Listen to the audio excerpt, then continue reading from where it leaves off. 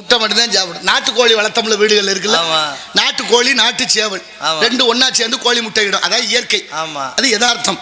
அப்படி நாட்டுக்கோழி முட்டையை தாய்மார்கள் அடை வைப்பாங்க, அவயத்தில் வைக்கிறது. 22 நாள்ல கோழி குஞ்சு பொரிக்கும். ஒரு 10 முட்டை 20 முட்டை அடை வச்சோம்னா அதுல 1-2 முட்டை பொரிக்காமையும் போயிடும். பொரிக்காத முட்டைக்கு பேர் என்ன? கூமுட்டை. பொரிக்காத முட்டை கூமுட்டை. அந்த கூமுட்டை பொரிச்ச முட்டை ஓடு எல்லாத்தையும் தூக்கி தெருவில் ஒட்டிடுவாங்க எங்க ஆத்தாமாருங்க.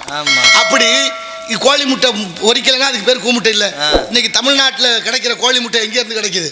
நாமக்கல் முட்டை மாநகரம். நாமக்கல்ல இருந்து கோழி முட்டை தமிழ்நாட்டுக்கு மட்டும் இல்ல, உலக அளவில் ஏற்றுமதி ஆகுது. உலக அளவில் ஏற்றுமதி ஆகக்கூடிய அந்த கோழி முட்டை தானே? கோழி முட்டை தான், ஒன்றும் மாற்றம் இல்லை. இல்ல இல்ல அடை வச்சா கோழி குஞ்சு பொரிக்குமா? அது எப்படி பொரிக்கும்? ஏன் பொரிக்காது? அது வந்து கோழி முட்டை தானே. ஆமா, அடை வச்சா கோழி குஞ்சு பொரிக்கணும்ல. பொரிக்கணும். சரி, பொரிக்கலன்னா அந்த முட்டைக்கு பேர் என்ன? கூமுட்டை. அப்ப கூமுட்டையே சாப்பிடுறீங்களா நீங்க எல்லாம்? யாரு? என்னதே கூமுட்டையா? என்னங்க அப்படி மாட்டி விட்டீங்க? கூமுட்டையே சாப்பிடுற எல்லாரும் கூமுட்டை. வேற என்ன? அதுக்காகத்தான் ஒரு கூட்டம் அங்கே உட்காந்து திட்டம் போடுறேன், அந்த மக்களை எப்படி கூமுட்டை ஆக்கலாம்னு. அதுக்கு தான் இந்த முட்டையை தயார் பண்ணியிருக்காங்க. நான் என்ன கேட்குறேன், கல்யாணம் ஆகி குழந்தை குட்டி பெற்றவங்க சாப்பிடலாம், தப்பு இல்லை.